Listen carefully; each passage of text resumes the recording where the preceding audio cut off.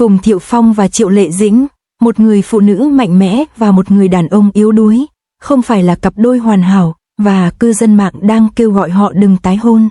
Hôn nhân không phải là một công thức, và hạnh phúc không có câu trả lời chuẩn mực.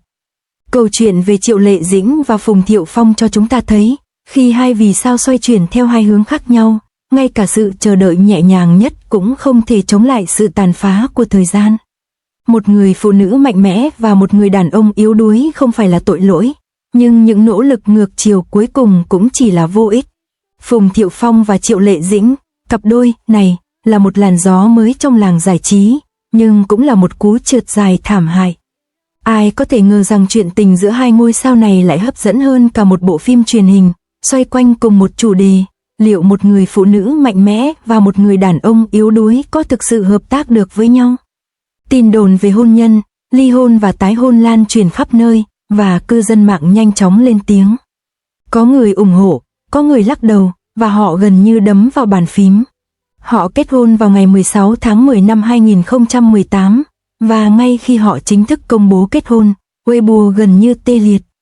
Vào thời điểm đó, Triệu Lệ Dĩnh thực sự là một ngôi sao. Cô trông như một cô gái nhà quê, một hiện tượng gây sốt, vươn lên hàng đầu Internet. Phùng Thiệu Phong thì ngược lại, anh đẹp trai, nhưng danh tiếng về các mối quan hệ của anh lại không mấy tốt đẹp. Anh vướng vào nhiều scandal, và nhiều người gọi anh là kẻ lăng nhăng. Những người khác lại cho rằng anh thực sự rất giỏi xoay sở cuộc sống. Không ngờ, sau khi kết hôn với Triệu Lệ Dĩnh, anh lại trở thành một con người hoàn toàn khác. Bạn bè nói anh đã chiều chuộng vợ trong mọi việc. Khi cô mang thai, anh gần như đối xử với cô như một nàng công chúa nhỏ. Anh thậm chí còn phải nắm tay cô khi họ ra ngoài ăn, sợ cô cảm thấy bị đối xử bất công. Anh nóng lòng muốn được ở bên cô. Thành thật mà nói, những ngày đầu mới cưới, Phùng Thiệu Phong cư xử như một đứa con hoang đàng đã cải tà quy chính.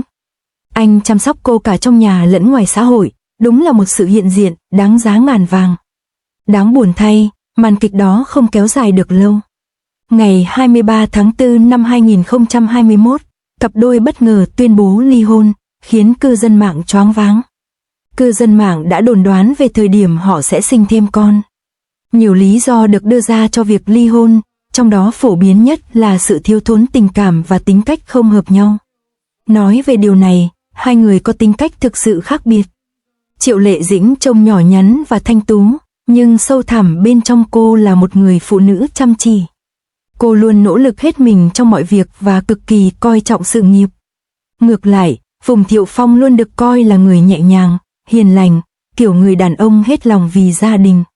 Con đường của họ hoàn toàn khác nhau. Ví dụ, Triệu Lệ Dĩnh liên tục quay phim trên phim trường, trong khi Phùng Thiệu Phong, nếu không quay phim, phải ở nhà với các con. Theo thời gian, hai người hầu như không nói với nhau một lời nào. Ngay cả những mối quan hệ tốt đẹp nhất cũng không thể chịu đựng được sự xáo trộn như vậy. Nhiều người trên mạng thích tranh luận liệu một người phụ nữ mạnh mẽ và một người đàn ông yếu đuối có thể bền lâu hay không. Có một câu nói đùa rằng mối quan hệ này giống như một cái bập bênh, nếu một bên quá nặng, bên kia sẽ nghiêng. Câu nói này cũng có phần đúng.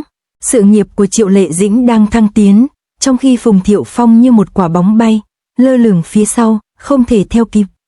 Một số người cho rằng Phùng Thiệu Phong đang nỗ lực hết mình, hy vọng có thể bù đắp sự khác biệt bằng sự dịu dàng và chu đáo. Đáng tiếc, công chúng dường như cho rằng anh thiếu sức hút. Cư dân mạng càu nhàu, Phùng Thiệu Phong như một chiếc lá xanh, không bao giờ đủ để bổ sung cho Triệu Lệ Dĩnh. Làm sao hai người này có thể cùng một nồi? Đôi khi, tôi thực sự cảm thấy hôn nhân giống như một món ăn kèm, ai mạnh hơn ai yếu hơn không phải là điều quan trọng. Điều quan trọng là họ có thể làm nên một món ăn ngon hay không. Có người nói Triệu Lệ Dĩnh nên tìm một người đàn ông quyền lực hơn, chẳng hạn như một đạo diễn tên tuổi hoặc một ông chủ, trong khi Phùng Thiệu Phong nên tìm một người phụ nữ dịu dàng, đức hạnh, sẵn sàng ở nhà chăm sóc con cái. Nhưng sự thật không phải là công thức, và không ai có thể đoán trước được kết quả. Một số chuyên gia cho rằng điều quan trọng nhất trong hôn nhân là sự bổ sung, và việc có một người âm thầm ủng hộ một người bạn đời mạnh mẽ có thể là một điều may mắn.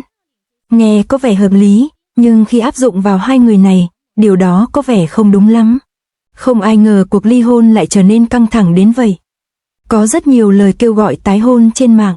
Một số người tin rằng vì con cái nên việc hòa giải là ổn. Những người khác lại phản đối kịch liệt, cho rằng vì mối quan hệ đã kết thúc, việc chấp nhận nó sẽ chỉ gây hại cho thế hệ sau. Phùng Thiệu Phong chưa hề nói một lời nào không hay về Triệu Lệ Dĩnh kể từ khi ly hôn, và anh thường xuyên chụp ảnh cùng các con. Dường như anh vẫn chưa từ bỏ tình cảm của cô. Triệu Lệ Dĩnh là một người phụ nữ độc lập, điển hình, vừa phấn đấu cho sự nghiệp vừa nuôi dạy con cái, không dựa dẫm vào ai.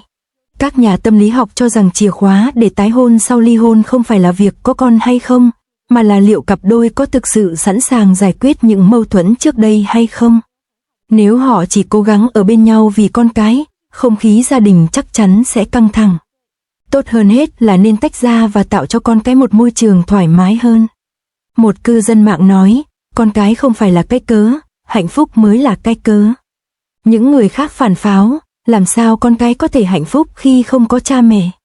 Cuộc tranh cãi qua lại diễn ra sôi nổi như một ván bài. Thực ra, mỗi lần đọc những tin tức kiểu này, tôi lại cảm thấy một nỗi buồn dâng trào. Dù là người nổi tiếng hay người bình thường, khi nói đến những thách thức lớn trong mối quan hệ, không ai có thể chắc chắn về kết quả. Câu chuyện của Triệu Lệ Dĩnh và Phùng Thiệu Phong cũng không khác gì nhiều cặp đôi xung quanh chúng ta. Một bình luận trên mạng đã nói rất đúng, hôn nhân là một cuộc chạy marathon. Ai cũng muốn về đích đầu tiên, nhưng cuối cùng, chân họ đau đến mức không muốn chạy nữa. Bạn không thấy điều này hơi thực tế sao? Một số người cho rằng một người phụ nữ mạnh mẽ và một người đàn ông yếu đuối là một thảm họa, và hạnh phúc sẽ không kéo dài.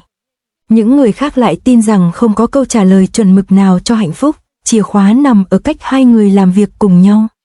Vụ ly hôn của Phùng Thiệu Phong và Triệu Lệ Dĩnh đã làm dấy lên vô số bài phân tích trên mạng.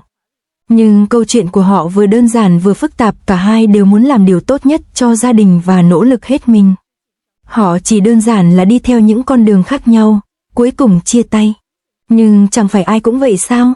Bạn có thể muốn sống một cuộc sống tốt đẹp, nhưng khi tính cách và mục tiêu xung đột, thì dù lãng mạn đến đâu cũng không đủ.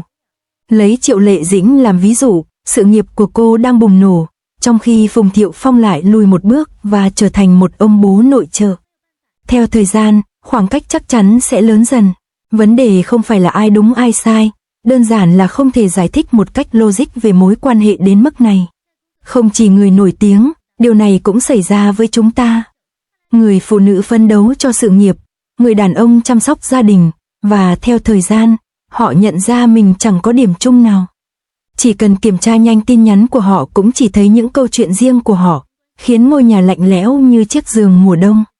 Ai mạnh hơn hay yếu hơn không thực sự quan trọng, điều quan trọng là liệu họ có thể sống chung với nhau hay không.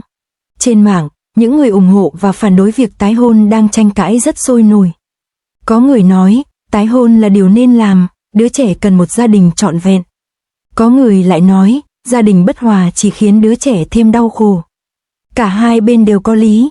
Phùng Thiệu Phong chưa bao giờ nói xấu Triệu Lệ Dĩnh, và Triệu Lệ Dĩnh cũng không lợi dụng anh. Hai người đã chia tay trong hòa bình. Một cư dân mạng nói đùa, hai người nên tái hôn sớm đi, mạng đang phát cuồng lên rồi. Những người khác nói, sao lại tái hôn? Cứ phải chịu đựng mãi sao? Một số khác lại phàn nàn, nền giải trí chỉ có vậy thôi, khán giả mới là những người nhiệt tình nhất. Chẳng phải rất buồn cười sao? Câu chuyện của Triệu Lệ Dĩnh và Phùng Thiệu Phong cũng giống như chuyện bán hàng rong ở chợ rau, tấp nập, nhưng cuối cùng, ai cũng về nhà nấu ăn. Chẳng ai muốn nói một lời nào về sự vất vả. Một số cư dân mạng đứng về phe nào đó, trong khi những người khác lại cười cợt, gõ phím nhanh hơn cả cảm xúc. Ngoài đời, ai mà không như vậy chứ? Sau một hồi xôn xao, họ vẫn phải tự lo liệu cho bản thân. Có người bình luận, Triệu Lệ Dĩnh đã cố gắng rất nhiều, nhưng cuối cùng cô ấy vẫn phải dựa vào chính mình. Phùng Thiệu Phong, dù có chăm lo cho gia đình, vẫn không giữ được trái tim mình. Có người lại nói, tình yêu không có công thức, hạnh phúc cũng không có định nghĩa. Sự thật hiển nhiên, dù nhìn nhận thế nào đi nữa, sự việc này cũng giống như một tấm gương, phản chiếu suy nghĩ của mỗi người.